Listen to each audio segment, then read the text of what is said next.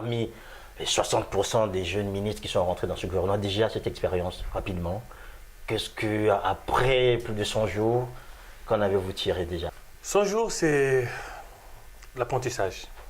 Nous découvrons de plus en plus le job, comme on dit. On a vu quand même au début de ce gouvernement ces jeunes qui ont plus ou moins dérapé avec telle ou telle autre accusation. Est-ce qu'aujourd'hui, tout est rentré dans l'ordre, les jeunes tiennent le rang désormais? Ben, je pense que nous devons être assez, quel est le mot que je vais choisir, assez compréhensifs, parce que être ministre de la République, c'est pas rien. Et du jour au lendemain comme ça, vous êtes ministre, bon, et du coup il faut se comporter en tant que tel. Je pense qu'il y a eu quelques dérapages, quelques erreurs de départ, mais depuis là, je pense que ça va. Charles Zakari Bouaou n'a pas voulu vous rencontrer, d'autres personnes aussi. Est-ce que vous regrettez cette attitude?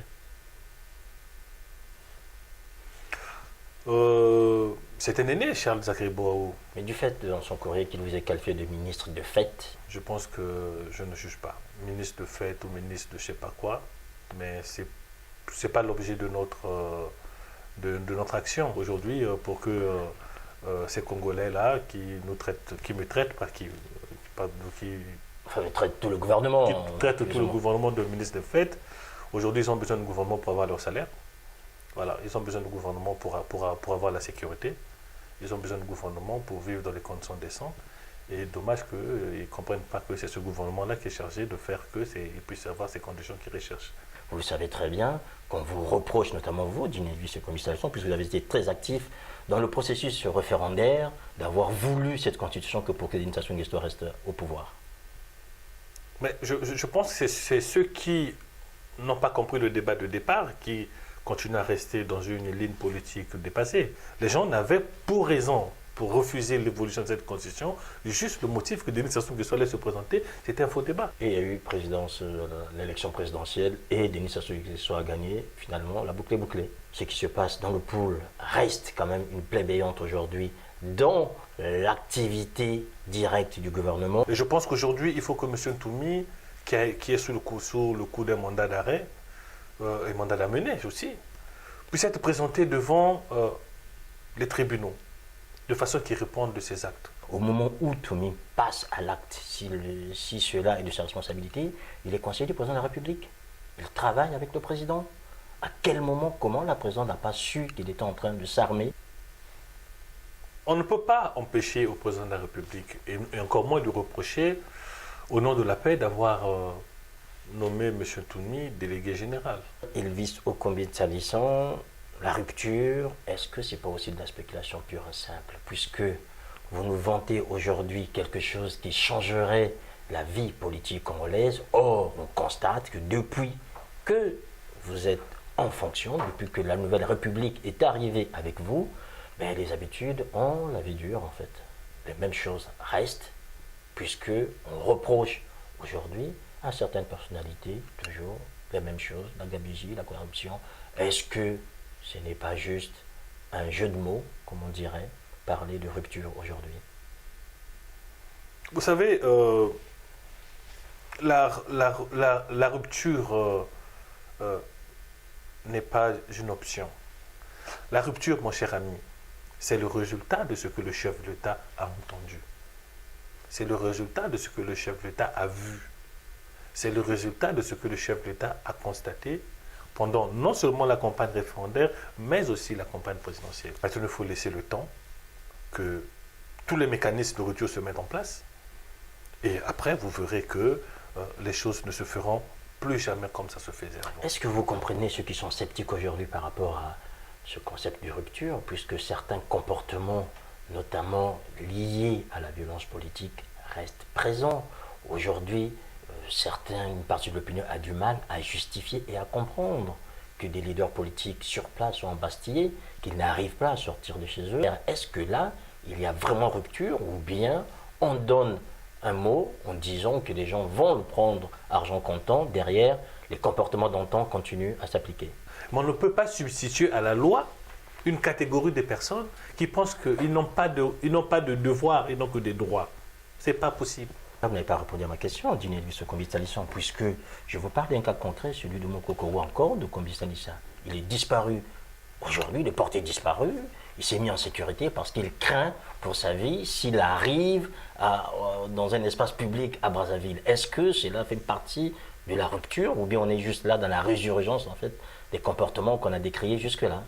Pour le cas de Kombi, pour être plus simple avec vous, Oui. je pense avoir répondu à la question. Monsieur André Okombi Salissa est député. Et chez nous, au Corpus du Congo, les députés bénéficient d'une immunité.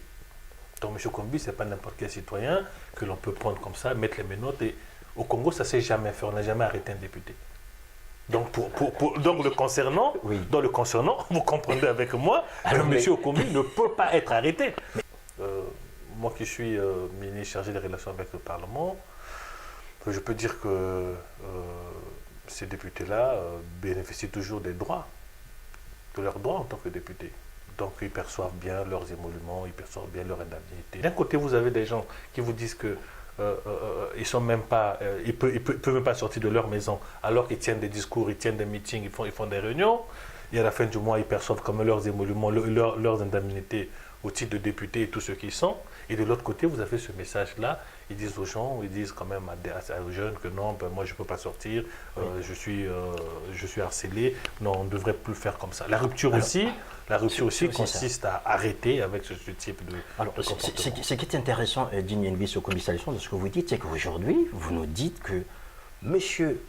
Okombi Salissa et M. Parfait Kolela, pour ne parler que de ces deux députés qui se disent aujourd'hui, en fait, confrontés, je disais, à la rigueur du pouvoir politique de Denis Sassou Nguesso, perçoivent bien leurs indemnités parlementaires sans pour autant que cela pose un problème. Non, ce que je voulais vous dire, c'est que tous les députés au Congo perçoivent leurs indemnités, sans exception. Mais sinon, maintenant, si les cadres que vous citez sont des députés, ça veut dire qu'ils perçoivent leurs indemnités. On va parler de la rupture. Pour un homme, c'est Denis Sassou Nguesso. Est-ce que vous êtes conscient qu'il est bien là depuis 32 ans? Comment faire la rupture avec quelqu'un qui a été longtemps au pouvoir? Est-ce que la rupture n'aurait pas été déjà sa propre démission du fait qu'il ait dit, écoutez, moi j'ai fait ce que je pouvais faire, ça fait plus de 30 ans que je suis là, je m'en vais et je vous laisse un cadre pour lequel j'aimerais bien que vous avanciez dedans. Donc c'est-à-dire que le départ de Denis Sassou Nguesso était peut-être le premier point de la rupture qui aurait été plus efficace ou encore direct au niveau du Congo. Le premier point de la rupture serait d'abord la prise de conscience de chaque Congolais du fait que nous devons faire autrement. C'est ça. Le chef de l'État qui a donné un statut aux magistrats. Et c'est aussi à Denis Sassou Nguesso de rentrer dans les bureaux des magistrats pour leur dire de faire leur travail.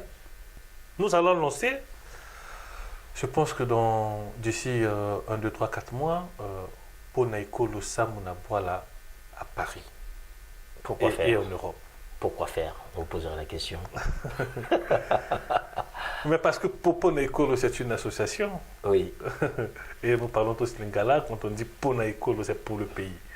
Monsieur Sir Makosso, on aurait tort de ne pas créer les conditions que les Congolais vivant à l'étranger puissent avoir la solution à ces petits problèmes dans les pays où ils habitent. Voilà. Et aujourd'hui, la dynamique que nous allons lancer avec Ponaikolo et les autres associations des Congolais vivant à l'étranger serait justement une dynamique pour faire que les questions qui peuvent trouver des réponses, par exemple ici à Paris, nous puissions les trouver à l'ambassade. On ne peut pas avoir des Congolais qui quittent Paris pour venir faire un passeport à Brazzaville. C'est quoi cette histoire? Les phénomènes, comme vous avez dit, comme les phénomènes de combattants vont prendre fin. Je pense que c'est la durée. C'est pas idéologique à l'origine. Non. Voilà, c'est pas idéologique. Donc comme c'est pas idéologique, donc vous comprenez que ça va prendre fin. Nous allons nous y atteler. La rupture aujourd'hui, on va avancer, c'est aussi les enquêtes au niveau international qui mettent en cause la famille du président et le président lui-même. Est-ce que vous pensez qu'aujourd'hui, les parlementaires congolais devraient s'approprier ces sujets-là pour voir éventuellement qu'est-ce qu'il faut faire, puisqu'on est là dans un cadre où la rupture s'applique pour tout le monde, la loi est la même pour tout le monde?